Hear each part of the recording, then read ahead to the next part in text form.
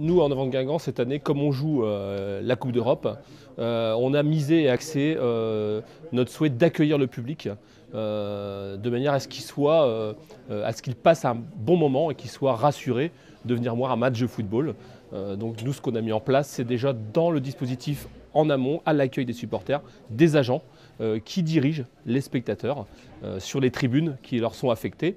Ensuite, on a à l'entrée ce qu'on appelle des systèmes de contrôle billets scan et on a mis aussi des agents pour renseigner les personnes dans les tribunes.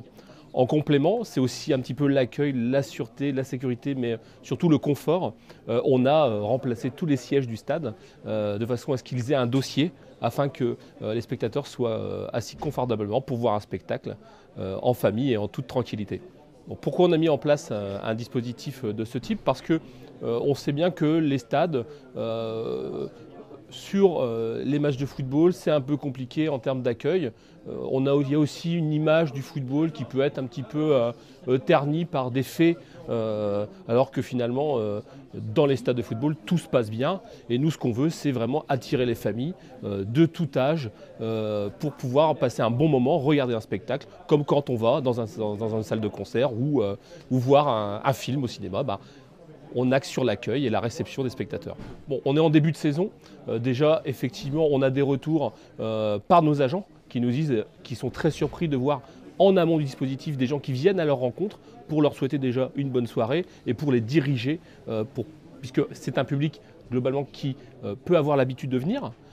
Mais il y a aussi une bonne partie, et c'est ce qu'on veut, de gens qui ne viennent pas souvent, qui voudraient venir voir des matchs de football en toute tranquillité. Et à Guingamp, de toute façon, on n'a aucun souci de ce côté-là, on est très serein. On a une jauge dans un stade qui permet de recevoir les personnes telles que donc, en fait, la mise en place de la billetterie, c'est-à-dire qu'on a 18 000 places dans le stade, on a une billetterie qui vend des billets, on suit la vente et dès lors qu'on a atteint le niveau maximum, eh ben, on arrête la vente tout simplement.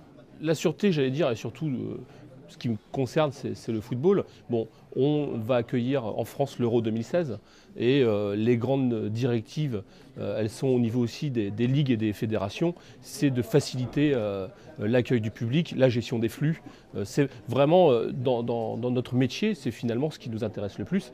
On reçoit beaucoup de monde en peu de temps sur un instant T, c'est de faciliter l'accueil du public via ces dispositifs en amont. La vidéosurveillance, nous, on travaille avec en permanence, puisqu'on a ce qu'on appelle un PC de sécurité dans lequel se retrouvent toutes les forces en présence, c'est-à-dire les renseignements généraux, les gendarmes, les secouristes et le directeur de la sécurité. Et tous les infos remontent finalement des troupes sur le terrain à ce PC de sécurité.